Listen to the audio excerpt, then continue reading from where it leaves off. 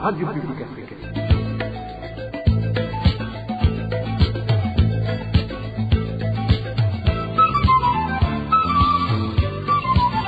Radio Publique Africaine.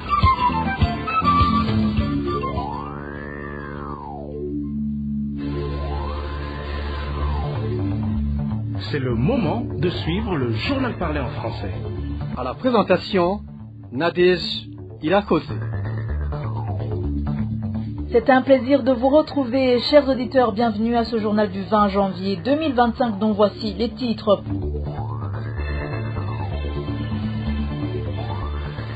La crise de carburant est loin d'être résolue au Burundi. Malgré les promesses de différentes autorités du pays, la situation ne cesse de s'empirer du jour au jour. La coalition burundaise des défenseurs des droits humains vivant dans les camps de réfugiés, CBDH Vicar en sigle, s'insurge contre les persécutions dont sont toujours victimes les réfugiés burundais en Tanzanie. C'est après que 10 réfugiés du camp de Nyarugusu ont été emprisonnés et certains de leur matériel saisi par la police tanzanienne. Dans ce journal, vous allez aussi écouter le message que le président de la République a donné aux Imbonerakure du parti CNDD-FDD samedi dernier lors de la célébration du Nouvel An. Voilà pour le sommaire. Tout de suite, le développement de ces titres.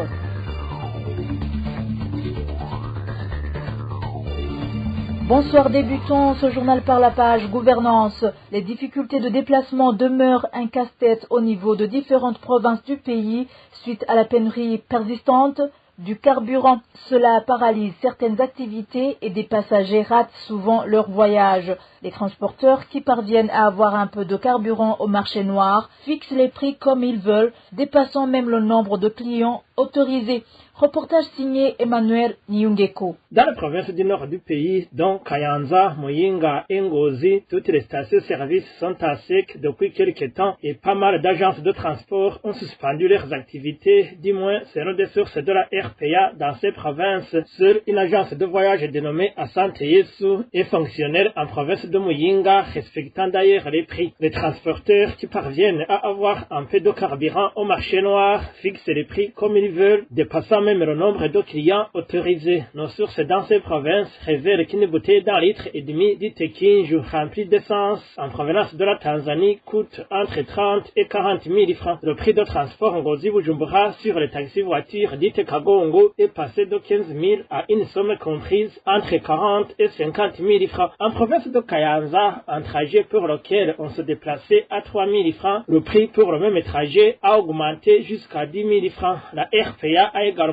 fait un tour au sud du pays, précisément en province de Rumonge. Le constat est qu'aucune station ne dispose de carburant. Une fois disponible au marché noir, un litre et demi d'essence contenu dans une bouteille Kinju d'un litre et demi s'achète à un prix situé entre 30 et 35 000 francs. Certains habitants se rabattent au taxi-vélo, par exemple, effectuer un trajet de 3 heures Rumonge-Minago ou Rumonge-Magara. La situation est pareille dans la capitale économique Bujumbura. La pénurie persistante de carburant incite les citoyens de la périphérie à se lever très tôt le matin pour se rendre à pied au centre-ville où ils exercent leurs activités quotidiennes. Ceux qui se sont confiés à la RPA font savoir qu'ils craignent de tomber un jour dans les griffes des bandits. Merci Emmanuel Nyungeko. La solution à la problématique de la pénurie de carburant est loin d'être trouvée au Burundi. Malgré les promesses de différentes autorités données à la population, quant à la disponibilité du carburant, rien n'a été tenu jusqu'à présent. Le point avec Walter Kwizera. Ils veulent que nous achetions le carburant avec des liquidités. Nous n'en manquons pas de carburant ici chez nous. Le problème est dû à une minorité de personnes qui perturbent tout. Mais nous sommes en train de les chasser car nous n'avons pas d'autre choix. Nous utilisons la ruse comme ils le font. Je pense qu'aujourd'hui même, nous allons avoir du carburant que nous avions acheté avec notre propre argent. Il y a aussi 3 navires qui transportent le carburant et qui se dirigent vers le Burundi. Il s'agit du président de la République Evariste Ndayishimiye qui faisait croire à la population qu'il y a 3 navires transportant le carburant dans le lac Tanganyika qui se dirigeaient vers le Burundi. C'était en date du 12 août 2024 et le numéro 1 burundais se trouvait dans la zone Musaga. Mais la population a attendu en vain ces navires jusqu'aujourd'hui. À part cela, le ministre du Commerce et du Transport, Marie-Chantal Nijimbere, avait quant à lui informé les médias que le manque de devises est la cause principale de la pénurie du carburant. Néanmoins, même si elle avait promis que le gouvernement va fournir des efforts pour disponibiliser le carburant, rien n'a marché jusqu'à présent. Le manque de carburant ici, chez nous, au Burundi, est dû au manque de devises. Si nous avions les devises suffisantes, on pourrait acheter le carburant et le stocker pour 6 mois, voire même une année. C'est vrai que le carburant est insuffisant, mais le gouvernement est en train de tout faire pour qu'avec le début de 2024, le carburant soit suffisant. Par la suite, le ministre d'énergie et mines, Ibrahim Ouidzeye, a donné une version similaire à celle du ministre de Commerce en affirmant qu'il n'y a pas de devises suffisantes pour importer le carburant, promettant par après que l'État va tout faire afin qu'il y ait une petite quantité du carburant, mais cela n'a jamais été le cas. Ce que vous devriez savoir est que même s'il s'observe de la pénurie remarquable du carburant, actuellement cela n'est pas nouveau au Burundi car même en 2019, la même pénurie s'est observée. L'argent qu'on utilise pour l'achat du carburant, ce sont les devises. En plus, rappelez-vous que le Burundi a été mis en embargo quand on a suspendu l'aide en provenance de l'Europe. Aujourd'hui, le gouvernement achète le carburant avec le budget national. Je dois vous dire qu'autrefois, on utilisait à peu près 15 millions de dollars pour l'achat du carburant. Mais actuellement, nous utilisons plus de 30 millions de dollars. Malgré tout, le gouvernement fait tout pour approvisionner sa population en carburant. Le carburant est disponible. Le problème est qu'il arrive au moment où il est très attendu. Après toutes ces promesses non tenues de la part des autorités burundaises, le gouvernement a mis en place une société appelée Sopebu, chargée de faciliter la distribution du carburant au niveau national, mais la pénurie du carburant est restée comme une maladie incurable. À ce propos, la rédaction de la RPA a essayé de joindre par téléphone Innocent Girukwishaka, le directeur général de la Sopebu, pour recueillir sa réaction, et il s'est abstenu de tout commentaire. Également, nous avons appelé le ministre du Commerce, Marie-Chantal Nijimbere, de même que l'ingénieur Ibrahim Ouidzeye, ministre en charge de l'énergie et mines, mais personne n'a daigné d'accrocher son téléphone. Merci Walter Kwizera. La société Prestige appartient bel et bien à la première dame du Burundi et non aux ressortissants rwandais légalement reconnus. C'est du moins ce qui ressort des investigations diligentées par la RPA autour de la pénurie récurrente du carburant et de ce qui se cache derrière. Bob Rugurika nous parle des preuves irréfutables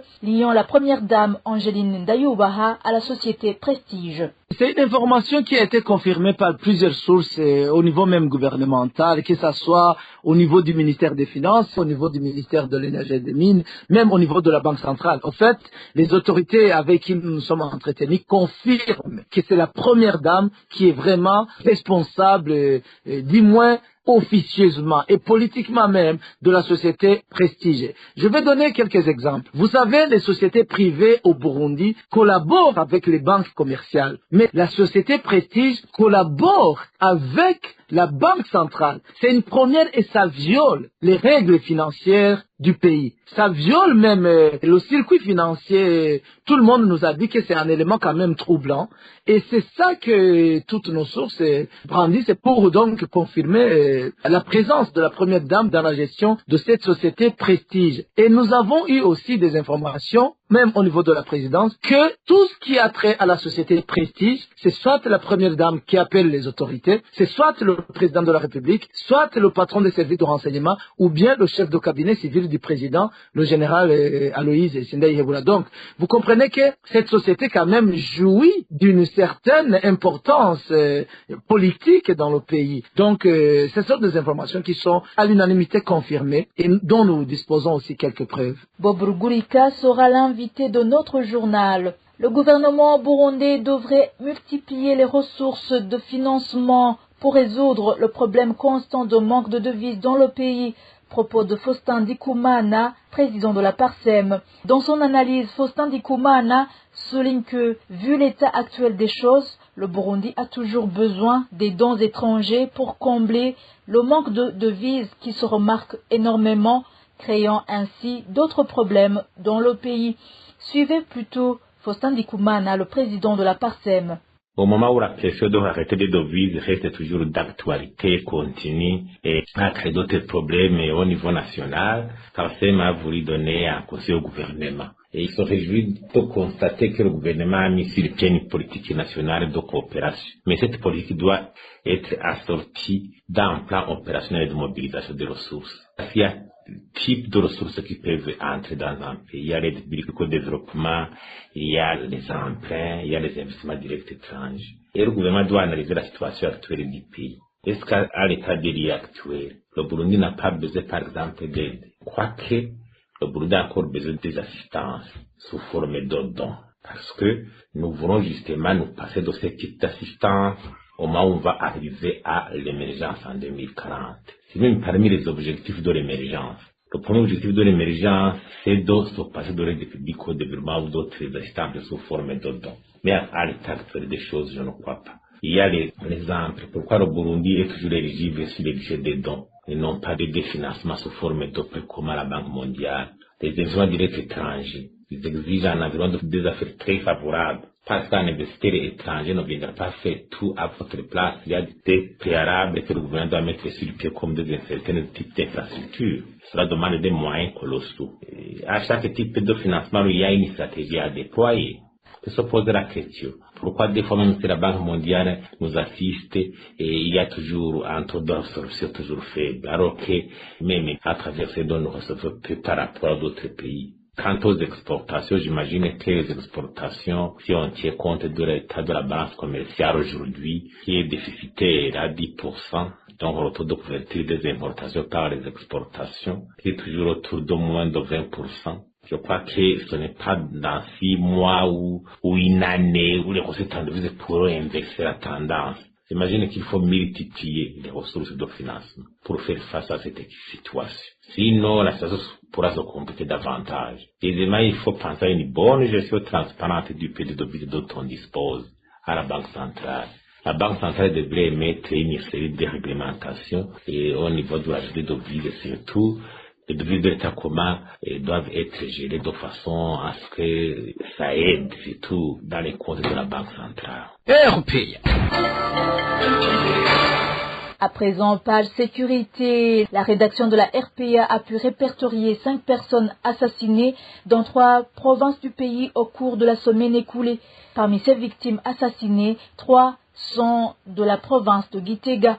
Les détails avec Emmanuel Ndaïchimiye. La province Chibitoke compte au moins 4 personnes assassinées cette semaine écoulée. 2 d'entre elles sont des trafiquants de carburant fusillés vendredi par des militaires alors qu'ils revenaient de la RDC s'approvisionner en secteur noir. La 3e victime s'appelle Sogonde Nahimana, âgée de 51 ans. Elle a été tuée à coups de machette samedi dernier par des agents non encore identifiés. Cela s'est passé sur la colline Rugeregere, commune Rugombe. Une personne a été arrêtée par la police pour des raisons d'enquête. La 4e personne assassinée en province Chibitoke est un homme qui n'a pas été identifié. Décapité, son corps a été découvert mercredi dernier dans un champ situé sur la colline Rusiga. À mairie de Bujumbura, la RPA a répertorié une seule victime. Il s'agit d'un voleur fusillé par des policiers alors qu'il a arraché les câbles de la régie des eaux au niveau de l'avenue de l'imprimerie. Jeudi dernier, un certain Marc Manirakiza, âgé de 30 ans, a été tailladé à l'aide des machettes sur la colline Nyakanazi en commune Gishubi de la province Gitega. Les administratifs en commune Gishubi ont indiqué que la victime a été tuée par ses frères suite au conflit foncier. 2 frères de la victime sont pour le moment dans les mains de la police. Mardi dernier, une femme du nom de Béatrice Nivitanga, âgée de 53 ans, a été tuée à coups de poignard. Cela s'est passé Silakorine Gatabo en commune Kayogoro de la province Makamba. 4 membres de la famille de la victime ont été arrêtés pour des raisons d'enquête. La dernière victime portée à la connaissance de la RPA est une femme du nom de Anita Ichuburundi, âgée de 31 ans et originaire de la province Ngozi. Elle a été retrouvée morte Silakorine Ngoma en commune Gashikanoa lundi dernier. Les administratifs et les forces de l'ordre ont indiqué que les conflits fonciers seraient à l'origine de cet assassinat et une personne a été arrêtée pour des raisons d'enquête. Merci Emmanuel Daishimiye. Et en page politique, le président de la République indique que le pays doit créer une nouvelle génération composée des Imbonerakure et met en garde les Imbonerakure en disant que leurs parents sont mauvais. Il a déclaré samedi dernier lorsque le parti CNDD-FDD célébrait la fête du Nouvel An. Évariste Ndayishimiye a également mis en garde les gens qui sont nés en 1975. Il les a indiqué que s'ils ne fassent pas attention, ils tomberont dans un trou. Je vous propose de l'écouter. Moi, j'ai pris la décision que nous devrions créer une nouvelle génération d'Imbonerakure. Et vous, Imbonerakure, faites attention, vous aussi. Vous avez de mauvais parents qui vous donnent des enseignements dans des salons. Imbonerakure, faites attention. Commencez à travailler en sachant que vous êtes une nouvelle génération. J'ai fait des calculs. Et mon constat est que celui qui est né en 1975, lorsque Bagaza allait prendre le pouvoir, en 1993, il avait 18 ans.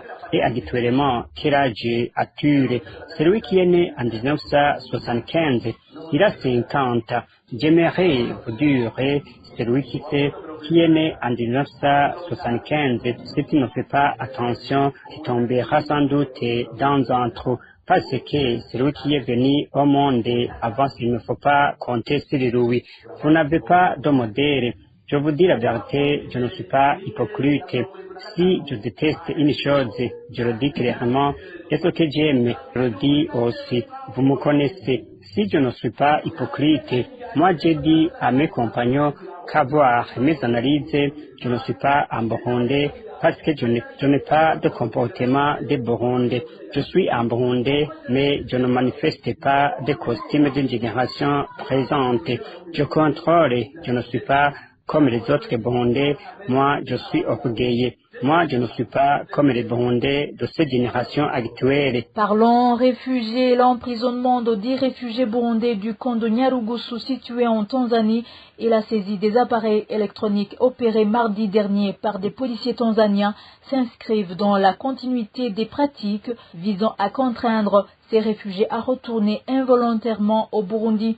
Déclaration de Jean Bosco Vyizigiro, porte-parole de la coalition burundaise des défenseurs des droits humains vivant dans les camps de réfugiés, CBDH Vicar en sigle. Cette coalition lance un appel au gouvernement tanzanien de respecter les conventions internationales prônant la protection des réfugiés et de cesser de les malmener. Suivez Jean Bosco Vyizigiro, porte-parole de la CBDH Vicar. Pour la CBDH Vicar, ce n'est rien autre que la continuité de traumatiser, voire torturer les réfugiés burundais se trouvant sur leur sol, en fait qu'eux-mêmes décident de rentrer. Même si nous avons appris que dans ces derniers jours, la Tanzanie a sorti une déclaration disant qu'elle ne va pas refouler les réfugiés, mais ce qui est étonnant est que chose dite est contraire à la chose faite, ce qui est vraiment malheureux. L'objectif de ce comportement est toujours ce que nous avons signalé, que la Tanzanie veut jouer sa malignité en disant ce qu'elle ne va pas accomplir. Rien que chasser les réfugiés burundais sur son sol. Ce que nous pouvons dire à la Tanzanie et ce que nous pouvons demander est que la Tanzanie arrête ces genres de barbarie. Parce que elles-mêmes savent qu'elle a signé la Convention de Genève de 1951. C'est dans cette convention que les réfugiés devraient vivre librement dans un pays où ils sont réfugiés. Oui, c'est vrai qu'ils ne bénéficient pas beaucoup dans ces jours, mais ceux qui ont la vie, la force et les conditions de travail devraient travailler pour survivre et pour compléter cette situation dans laquelle ils se sont retrouvés. Mais lorsqu'on t'empêche de tout faire, alors que l'administration ne complète pas ses obligations, c'est vraiment étrange. Nous demandons à la Tanzanie de stopper son comportement. Nous demandons aux autorités des cas d'accepter les réfugiés burundais pour qu'ils se cherchent.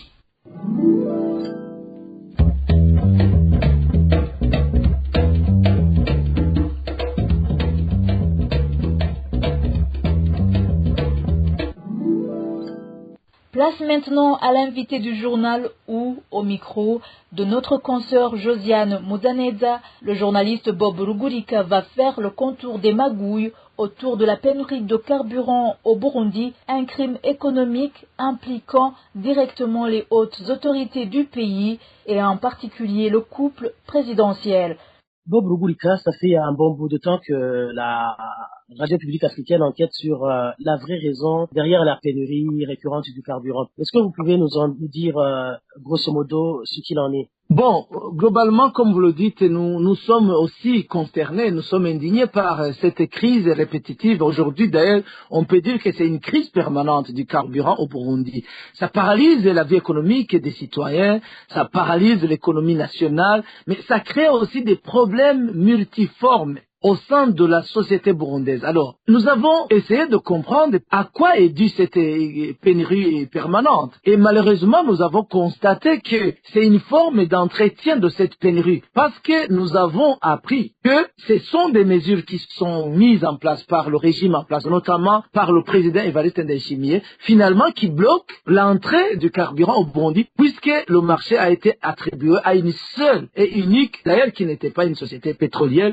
la société Prestige, dont la première dame, l'épouse du président de la République, serait actionnaire à majorité. Donc, nous avons aussi constaté et nous avons appris de plusieurs sources, que ce soit au niveau du ministère des Finances, que ce soit au niveau du ministère de l'Énergie et des Mines, que ce soit au niveau de la BRB, la Banque centrale, parce que visiblement, ce sont aujourd'hui les trois institutions qui courent derrière le carburant au Burundi. Nous avons appris qu'il existe des crimes économiques autour de cette pénurie et qui sont opérés par la société Prestige, dont la première dame est actionnaire, et ces crimes économiques se passent à plusieurs niveaux, notamment par l'acquisition du marché de façon monopole, donc c'est un monopole, il n'y a aucune concurrence, et puis nous savons aussi qu'il y a des astuces que cette société Prestige utilise, que ce soit au niveau international, que ce soit au niveau même du Burundi en termes de la manipulation des prix. Donc vous savez qu'il existe aussi plusieurs marchés aujourd'hui. Il y a un marché officiel du carburant au Burundi où l'essence, un litre d'essence coûte 3,900, alors que sur le marché noir, la même société Prestige alimente le marché noir à 8 000 francs le litre. Vous comprenez donc à qui ça profite. Ok. Vous avez parlé de plusieurs milliards de francs tirés des caisses de l'État. Et vous avez aussi parlé de cette anomalie de voir que c'est la Banque centrale qui se porte garant de la société Prestige. Est-ce que vous pouvez nous parler brièvement de comment cette société s'y prend pour vider les caisses de l'État? Bon, en réalité, ce n'est pas cette société Prestige, mais ce sont les propriétaires de cette société.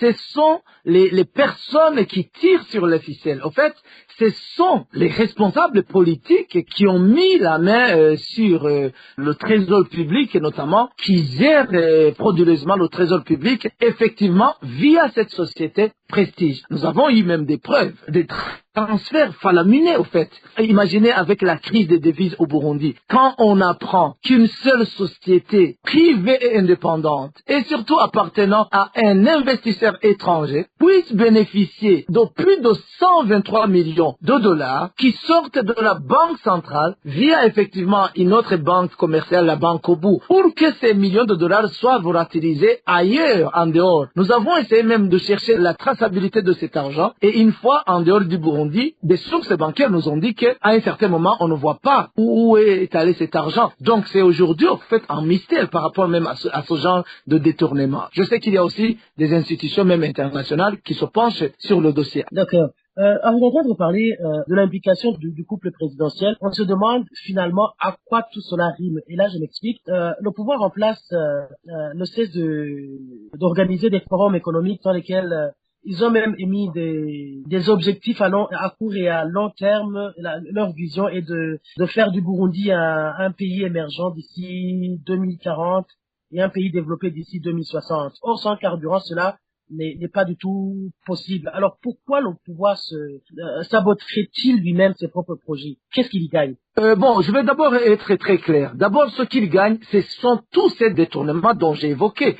Tout à l'heure, peut-être, je n'ai pas aussi précisé que, à travers le commerce du carburant par la société Prestige, la société Prestige alimente d'un côté le marché officiel et d'un autre côté alimente le marché noir du carburant à un double prix. Parce que le prix officiel du carburant, c'est 3 900 francs burundais par litre d'essence, mais Prestige utilise au moins 20 millions de litres sur un marché frauduleux, le marché noir, où le litre s'achète à 8 000 francs burundais. Vous comprenez, c'est le double. Si vous prenez les 4 000 qui dépassent le prix officiel et vous les multipliez par les 20 millions de litres, c'est en termes de 80 milliards, même plus, que les gens du pouvoir, notamment le couple présidentiel et les collaborateurs de cette Prestige, gagnent. Donc, volent le citoyen burundais. Donc, pour revenir à votre question, écoute, moi personnellement, je suis convaincu que le slogan du Burundi émergent en 2040 et du Burundi développé en 2060, c'est vraiment un slogan fictif. C'est quelque chose qui n'existe pas.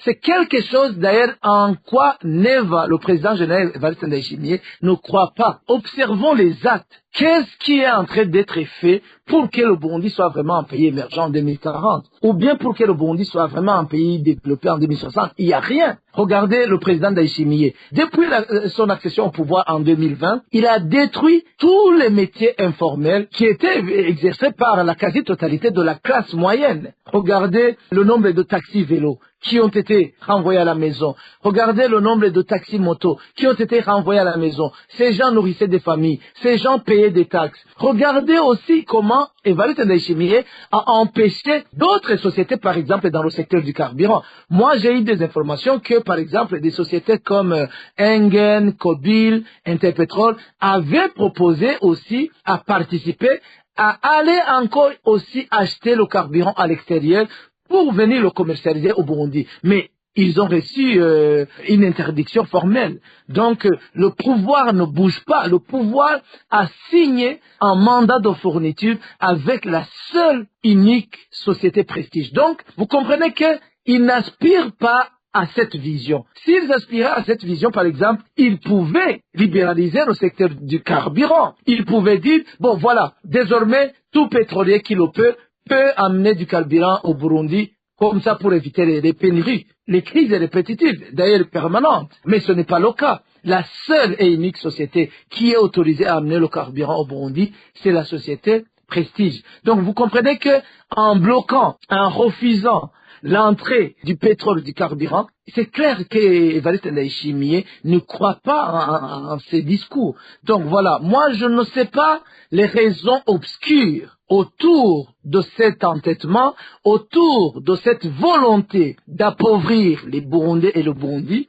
mais je sais aussi que nous avons des autorités qui croient en des histoires tellement occultes. Ce sont des gens qui sont vraiment dans l'occultisme. Et tout cela peut être lié à cette incohérence entre le discours et les faits qu'on observe sur terrain. Oui. Une dernière question avant que l'on se quitte. Pensez-vous que finalement les Burundais peuvent espérer sortir un jour de cette crise? En d'autres termes, existe-t-il une solution qui pourrait définitivement sortir le pays de ce chaos? Bon, je ne vois pas de solution avec le régime Evariste Ndayishimiye. Je ne vois pas vraiment de solution tant que le président Evariste Ndayishimiye sera là, parce que c'est lui aujourd'hui l'obstacle.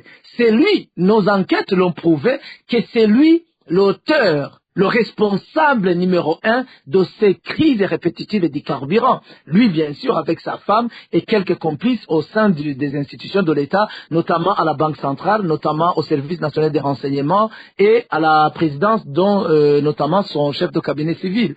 Donc, je ne vois pas de changement, je ne vois pas de solution tant que ce sont ces gens qui sont là et qui décident du destin des Burundais. Peut-être après leur départ, on pourra observer à des changements, à des nouvelles politiques. Sinon, moi, je voudrais vraiment défier toute personne qui me prouvera le contraire. Mais sinon, je serais émerveillé si vraiment demain après demain, le président Évariste Ndayishimiye venait vraiment de créer des ouvertures pour un changement, surtout dans ce secteur économique, dans ce secteur du carburant. Moi aussi, je serais émerveillé parce que, écoute, nous sommes aussi attristés par cette situation en tant que Burundais. Ce sont nos concitoyens, nos compatriotes qui sont en train d'en souffrir. Donc, mais pour répondre clairement, je ne vois pas de solution avec le gouvernement Évariste Ndayishimiye. Bob Rugurika, merci d'avoir répondu à notre invitation. C'est moi qui vous remercie. Merci Josiane Moudaneza et son invité Bob Rugurika.